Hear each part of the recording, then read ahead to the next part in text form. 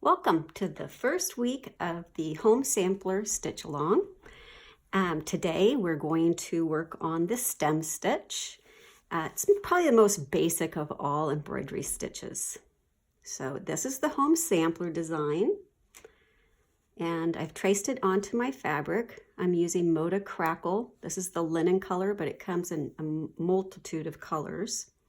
I'm using this beautiful red 12 weight pearl cotton by Valdani, and I like to use a size 7 embroidery needle with this type of thread. I'm going to start at the very beginning. I'm sure you all know how to tie a knot, but you know, maybe this is something new for you. So anyway, what I do is I lay the thread parallel with my needle. I'm going to pinch it like that, and I'm just going to wrap it a couple of times. Pinch that wrap with my thumb and my forefinger and pull that through. And I've got a little knot at the end. I think you can see that. All right, so we're going to start with a stem stitch. I'm going to show you how I like to begin and how I like to turn a corner. And you might already know these things, or it might be new. So I always start in a corner whenever I start a stem stitch, or at an edge. And all the solid lines in this design are stem stitch, unless they're marked differently on the stitch guide. And there's a very detailed stitch guide that comes with the pattern. So it will tell you where each stitch goes. So first of all, I'm going to take about 1/8 of an inch and come back about 1/16 of an inch.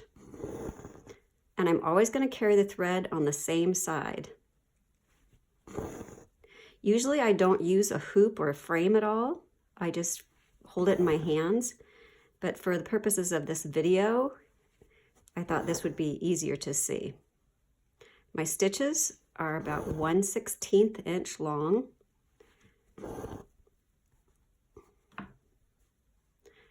And I'm using my hand on the bottom to direct the needle, which is normally what I do without a hoop or a frame. But I'm used to just freehanding, so I go a little faster that way. So you'll have to bear with me on this. I've got another sampler designed and ready to go. It's a quilt one, and it has all sorts of, like a spool of thread and scissors and a measuring tape and other fun stuff like that. And I'm enjoying these sampler ones because I like to have a little variety in my stitches. Keeps things kind of interesting. Okay, so I'm just 1 stitch away from the corner. So I'm going to take that final stitch, and I'm going to take the needle down in that same hole that I just came up in. And then I'm going to come out just like I did at the beginning of this corner, about 1/8 of an inch.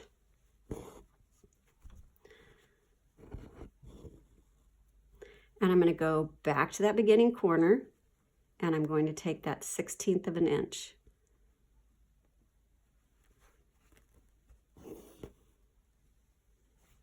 And now I'm going to go this direction. And you're still continuing to carry that thread on this, be consistent with where you carry it. I like to carry it on the outside just so that it keeps out of my way. I think you're supposed to, like if you were entering this in a contest, always carry it on the same side. I tend to change sides depending on if I'm going around a curve, then I'm always going to carry it around the outside. But so there's a little corner you can see. And so that's basically how I do my stem stitching. I like to have my lines more organic. They don't have to be precisely straight. Sometimes I think when stitches are too perfect, it looks like maybe a machine did it. So you can definitely tell this was done by hand.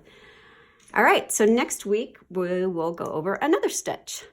So for now, go ahead and work on all of the straight lines, but keep in mind to look on the stitch guide to make sure you don't stitch a straight line where it will be a fern stitch or something. So thanks so much. See you next week. Bye.